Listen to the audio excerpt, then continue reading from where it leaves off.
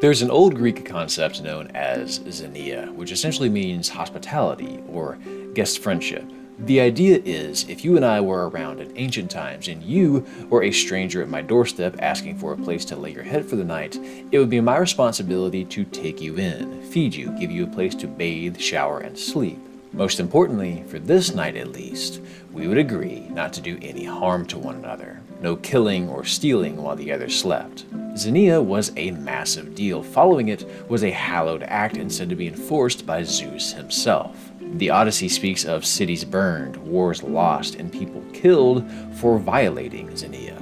In fact, the idea was you always showed a warm reception like this because any given guest could be a god in disguise. There are echoes of this in Norse mythology, where Thor was offered hospitality by a farmer and his wife, whom he rewarded handsomely. It's written about in Hebrews. Xenia has even made its way into Disney films. Beauty and the Beast opens with the prince turning away a peasant that then turns out to be a beautiful enchantress. As punishment for his cruelty, she curses him. Xenia manifests in Game of Thrones as the guest right. If you take someone under your roof as your guest and break bread and salt with them, then regardless of your quarrels, again, for this night at least, you are not to harm a hair on their head. This was a sacred act, and once again, when it's broken at the Red Wedding, it is treated as the breaking of a divine vow. Lord of Frey committed sacrilege that day. He offered them guest right. Frey will burn in the seventh hell for what he did. In almost every iteration, violating Xenia is seen as one of the biggest acts of dishonor one can commit. Punishable by divine intervention, seen as an unforgivable deed of betrayal, a violation of what separates man from beast, an act of the greatest evil. So what the hell does any of this have to do with video games? After all, games are supposed to try to kill us. That's kind of the point, right? I want my games evil. I'm not looking for respite from the nightmares, Daryl. I want them, and I want them to step on me.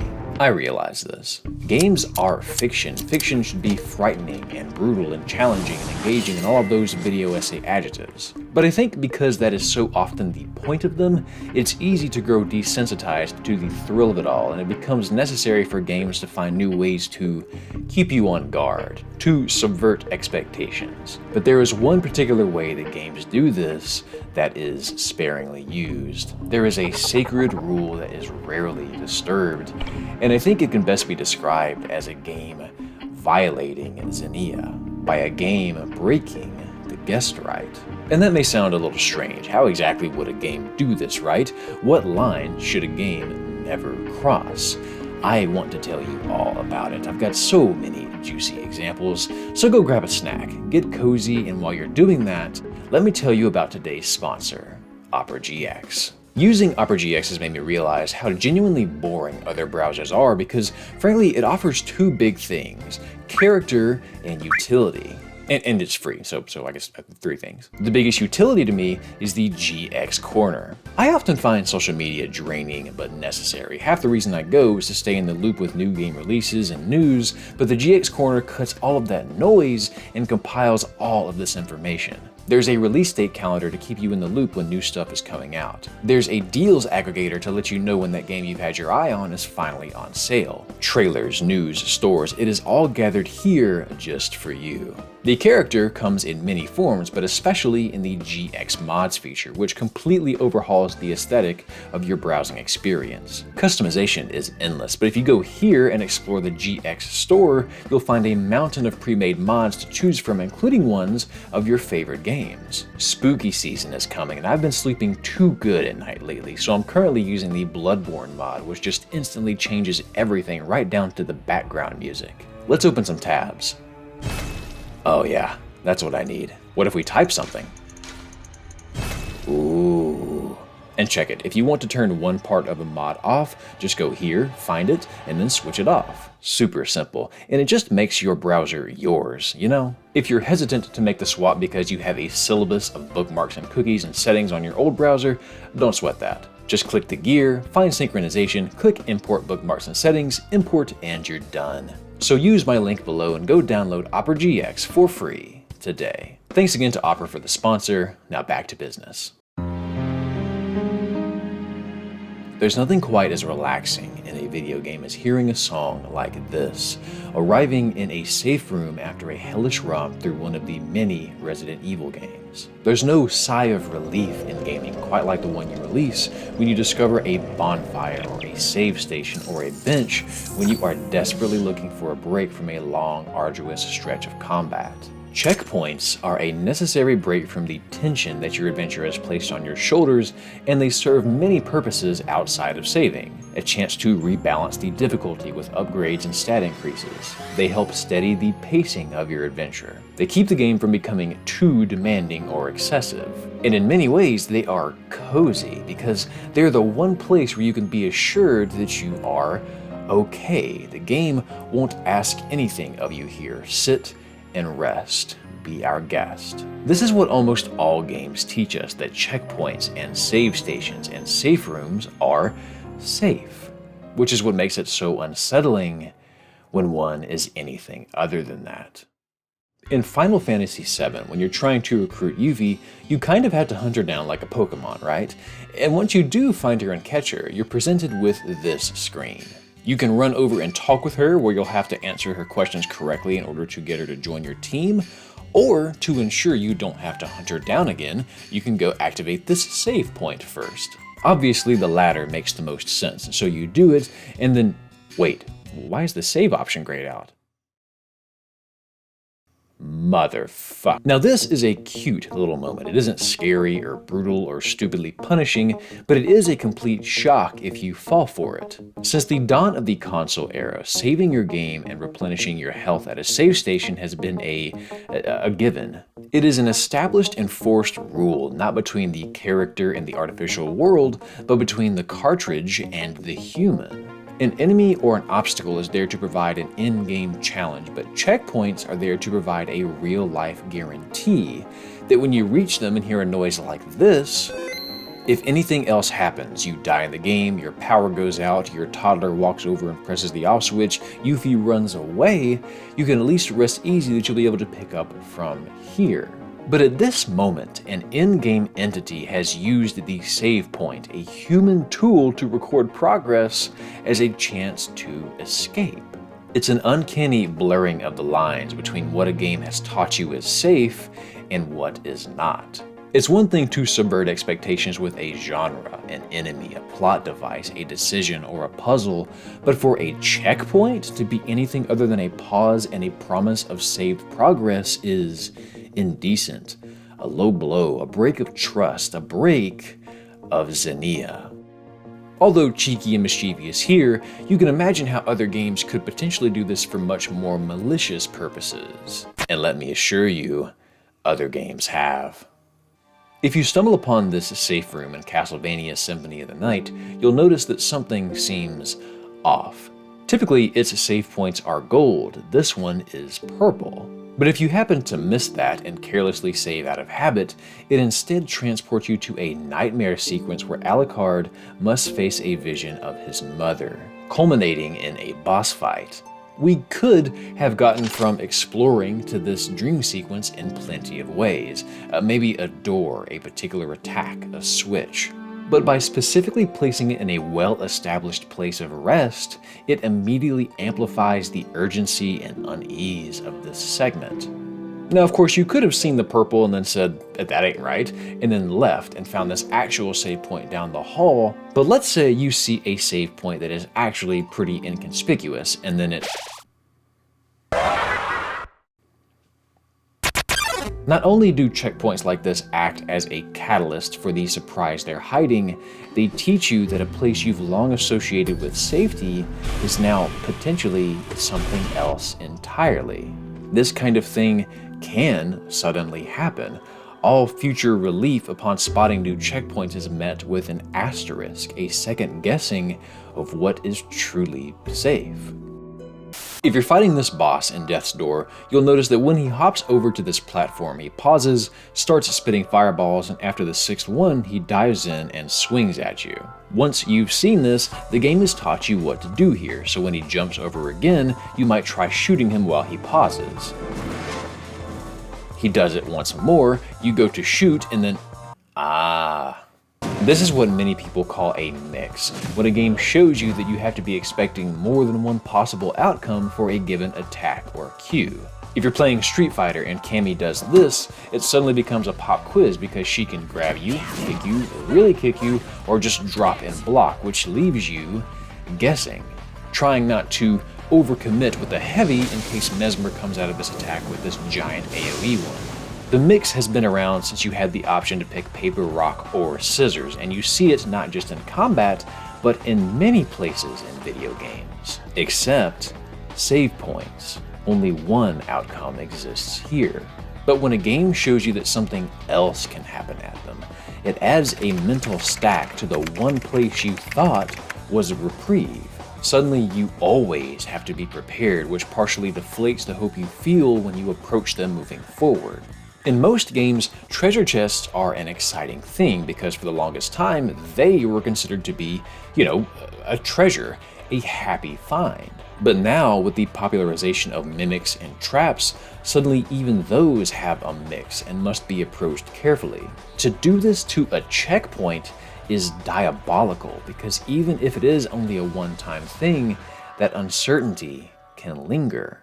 And odds are you've seen these fake checkpoints around at least once before. Maybe it was the crystal bugs in Final Fantasy XII that look exactly like save points, but attack you and must be defeated before they turn back into actual save crystals. Maybe it was the fake checkpoints in Chrono Trigger that split into 3 when you touch them and playfully dance around you, almost mocking you. There's a nefarious save point in I Wanna Be the Guy that attacks you when you try to interact with it. And of course, I'd be remiss if I didn't mention the distant village encounter in Hollow Knight, which is sort of the epitome of violating Xenia, because when you arrive after an arduous drag through the spider-infested deep nest, these villagers welcome you warmly. The whole thing is almost a little unsettling because they aren't speaking like normal NPCs. There is no flavor text or conversation, but instead a quiet demand disguised as an invitation. Sit. And because benches have been a godsend through your entire journey, naturally that's what you'll do. Only then to find yourself trapped as the game doesn't save, your health isn't replenished, and the entire room creeps towards you as the screen fades to black. These instances all step on that promise of safety that so many games have established, all for the sake of toying with you and adding tension in the one place that is supposed to be your rest from tension. It is cruel, but it is most certainly a great way to subvert expectations and create the sensation that you are never truly safe. Which a great many players quite fancy, actually. Some members of the FromSoft fanbase have even drafted concept art for bonfire mimics, fake bonfires that when approached become this and attack you. Fun! There's a big part of me that, despite how remarkably uncool this treacherous checkpoint trope is, can't help but find myself grinning at the prospect of more games doing this. In fact, it's kind of incredible to me that despite how critical safe rooms are at easing the unease in Resident Evil, that the series has never made use of an unsafe safe room. At least according to my research. Research? What am I, Dorothy Ann from the Magic School Bus? According to my research. Research. Also, if I'm wrong, please don't be shy about shitting on me down below. These games, like many titles, refuse to break Xenia. They treat their safe rooms with sanctity. In fact, Resi music composer Akiyuki Morimoto emphasized here that they want safe rooms to not just be a relief, but also memorable. To them, it's critical for pacing that the player 1, have this break, and 2, promptly know that it is in fact a break signaled by a particular song. Even going as far in Resi 7 as recording the safe room theme you're hearing right now on a tape recorder so it would meld naturally with the dated analog electronics you'd find in the Baker residence. There is a clear commitment for these developers and many others in making these sacred places honorable and untarnished. To uproot a checkpoint like this would be to undermine all of the others in the game, which is not what developers generally want if they plan to create a fair, balanced, and well-paced experience. This is probably why you don't see a ton of these in games, and if you do, it's reasonable. There is an especially silly example that's so old I couldn't even find footage for, but it's a Dutch game called Eindeloos. One maze has a save point that works normally, but is placed behind a one-way barrier that can only be entered from the outside. If you died and respawned here, you would be trapped and have to start the game all over again, which is a betrayal of the same magnitude of the Red Wedding. But although most of our previous examples today are spooky and mischievous, they are never this punishing. They have tells. You kind of know you're walking into something strange from the outset, and even if not, you aren't whipped mercilessly for not noticing. You're only toyed with. It is simply a sneaky little way to keep you on your toes. Or in the case of the final bonfire in Dark Souls, gives you a painful metaphor of complacency by locking you into an ending for doing something that feels normal. There are layers to this, that's a whole other video. But again, these are all one-time, trickery-dickery, simple gimmicks. But these last two examples are not just one-time things. Lisa the Painful is a game that does not really give a damn about you. Combat is immediately an uphill battle. The story is immediately dark. It is simultaneously quirky and inhumane. And because both combat and random events are rather punishing, healing up and restoring your SP is going to be critical. Resting in this game works as follows. If you decide to stay at a campfire, any of the following things can happen. An item is stolen from you. Money is stolen from you. A spider afflicts you with poison, or even deep poison. You find a note stating that a party member has been kidnapped by a gang. You get hit in the head with the bat, permanently lowering your SP and luck by 10. A party member decides to leave your party, permanently. A random guy farts on you. No negative effects. Being farted on is a good outcome here. Let that sink in. This is only a handful of the risks that come with trying to rest, but there are ways to avoid these things happening. You have the option to stay at an inn or a tent with someone watching over you if you can find them, but of course you'll have to pay for the security, which adds another wrinkle to survival. And there are numerous other factors at play. Some campsites have unique events, some are safer to rest at than others. But what this does is create an experience that is less predicated on the player's right to a reprieve and instead illustrates a world where the line between man and beast has become irreversibly smudged. It is not always safe to rest. There is rarely any Xenia observed here. People plunder and exploit one another like animals. This is an indecent world, and that is reflected in how it treats the player as well. And there's only one game that I could find that dares to take this a step further, because as barbaric as Lisa the Painful is, you still have the luxury of save crows. These will, without fail, save your game, even if they are few and far between. Saving and resting are separate acts here, so although your ability to rest and heal up often comes with a potential risk, saving is offered the sanctity of no side effects. But our final example offers no such promise. Fear and Hunger is a game that, I'm just gonna break character here real quick. What the fuck is this game, man? Why are we playing this? I downloaded this just for this video. What are we doing here? Fear and Hunger is a game that does not give a damn about you. No, that would be apathy.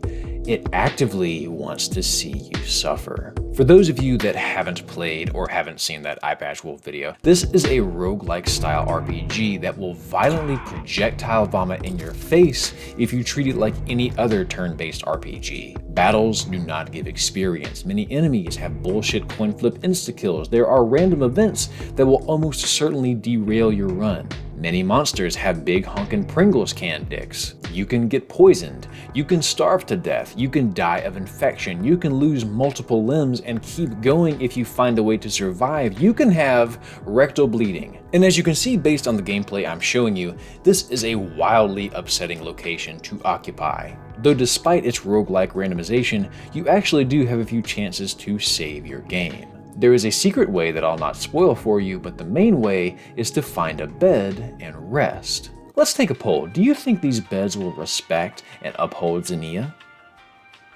Let's find out.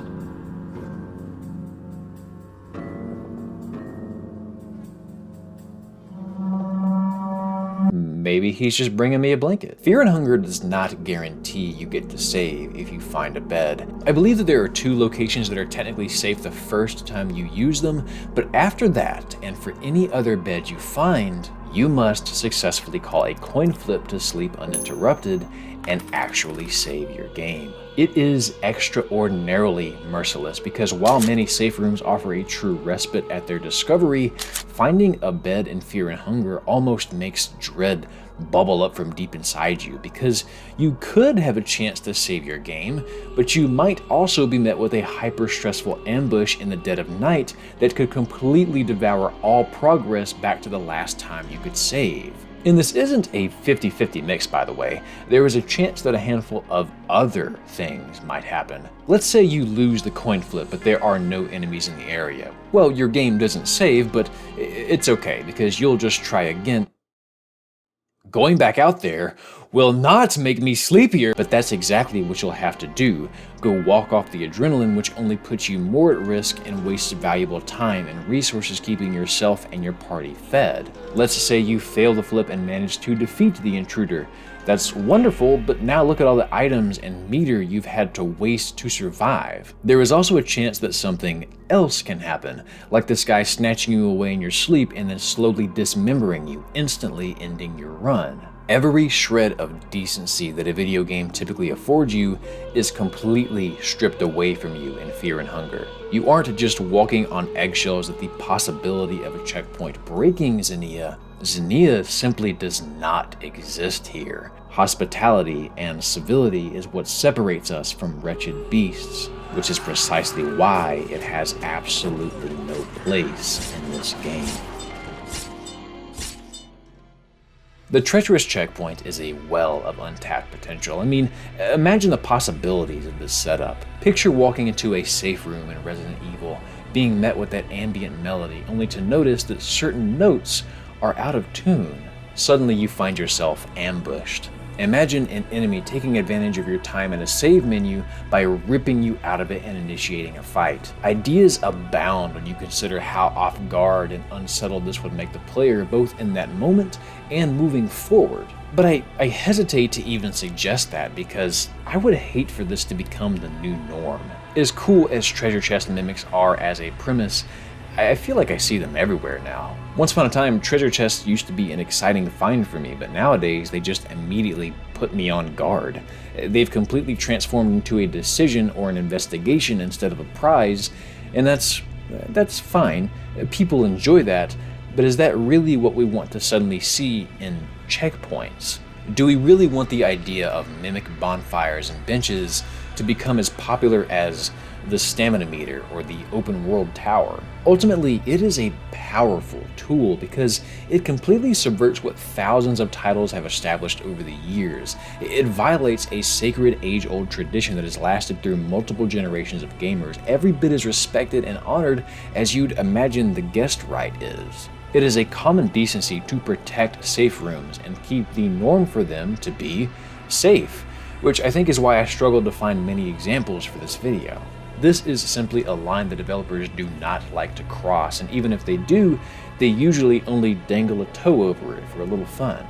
Do these Xenia breaking checkpoints have a place? Yes, but not every game wants to be Lisa the Painful. Not every game wants to be Fear and Hunger. Not every game wants to be the Red Wedding. Video games can go to great lengths to be disgusting, cruel, unsightly, provocative, and stirring, but to not respect Xenia is, in my opinion, the greatest evil a game can commit. Hey there, before you go, quick update for all of the regulars here. I will be taking a month off. There will be no October video. The reason is twofold. One, I'm moving. Two, I have something big and special planned for November, and it just made sense to give myself a little more time to work on it, so stay tuned for that. Thanks so much for watching, everyone. If you enjoyed this, don't be afraid to like the video and subscribe. Neither of those buttons will attack you. And if you really just adored this video for some reason and want to support the show as well as get access to a ton of bonus content, give my Patreon page a look. It's only $1 a month. A massive thanks to this month's featured patrons: Pearson Dalmau, Alexander Mills, Tony Kobo, Tobson, Everett Bishop, Arcane Workshop, Wilson, and Anton. Thanks again. Take care of yourself. See you in November, and until then, please have yourself a damn good one.